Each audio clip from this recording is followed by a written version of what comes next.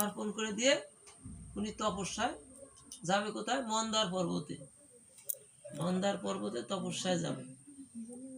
কিন্তু ওনার এই 1000 স্ত্রীর মধ্যে অত্যন্ত পতিব্রতা ছিলেন যে হরিশ্চন্দ্র রাজার কন্যা, তার নাম ছিল পদ্মিনী। পদ্মিনী। এই পদ্মিনী হলো ওনার স্ত্রী, সতীসাধ্যী, পতিব্রতা। উনি বললো যে আমি তোমার সাথে যাব। আর কোন স্ত্রী সায় দিলেন না।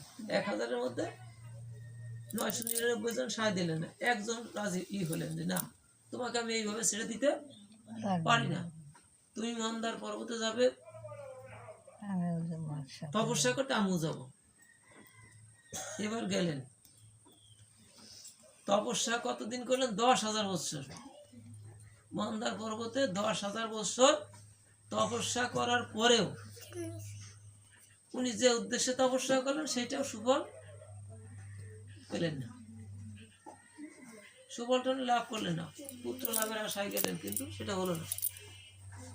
এখন ওনার স্ত্রী অসুয়াকে জিজ্ঞেস করলেন যে আমার স্বামী এই 10,000 বছর সাধনা করলো, তপস্যা করলো, আমিও করলাম একটা পুত্র লাভের আশায়, কিন্তু সেটা হলো না।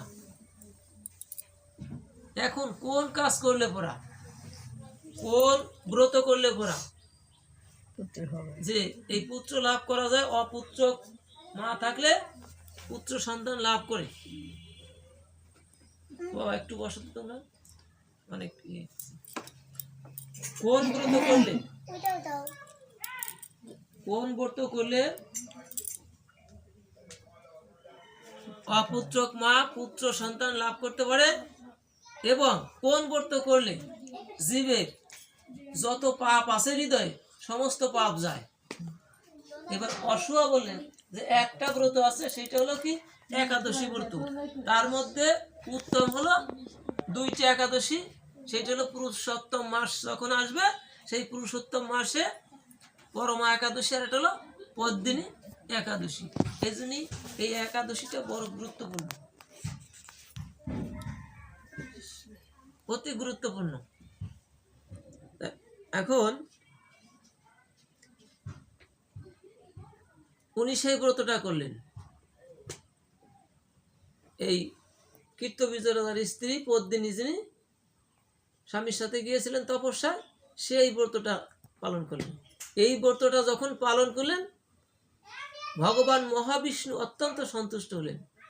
এই ব্রত যখন তিনি ন্যায়নিষ্ঠভাবে পালন করলেন, উনি সঙ্গে সঙ্গে ভগবান বিষ্ণু কি করলেন? গরুর বাহনে চড়ে ওই পদ্মিনীর কাছে আসলেন যে মা, তোমার ব্রতে আমি অত্যন্ত সন্তুষ্ট হয়েছি, তুমি কি বর চাও তুমি আমাকে বলো।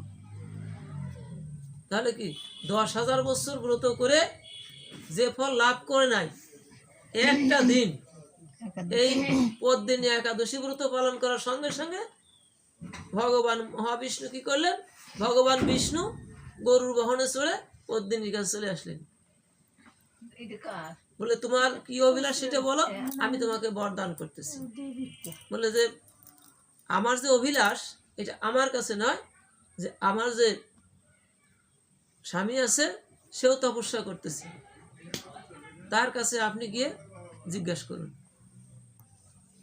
তার নিকট গিয়ে যখন জিজ্ঞাসা করেন, হে রাজেন্দ্র, আপনি বলুন,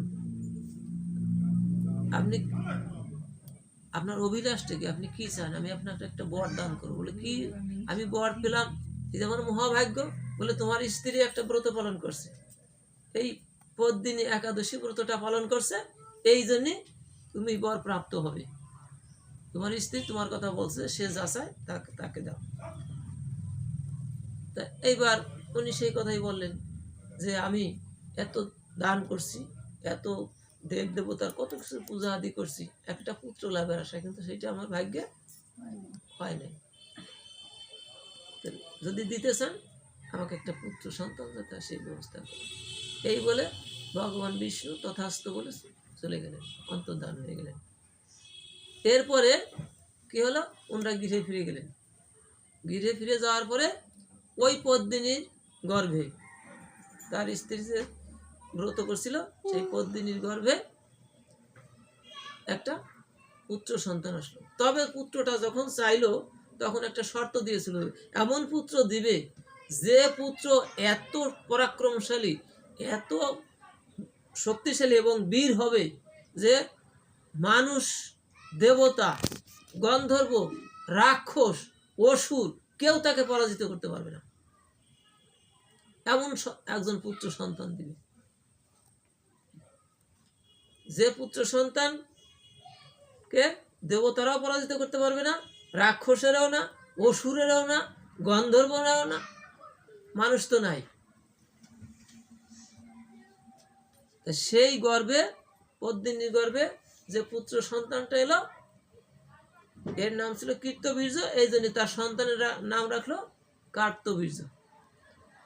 এই কার্তবীর্য যখন রাজা হইল তখনই ওই শক্তির বলে, ওই যে বর চাইছে, বর চেয়েছিল বিষ্ণুর কাছে, ভগবান বিষ্ণু বর দিয়েছিল, সেই বর পুত্র সন্তান। এই জন্য এত বড় শক্তিধর হইল, এই জন্য রাবণকে সে পরাজিত করতে পারছে। জয় নিতাই, জয় গৌর।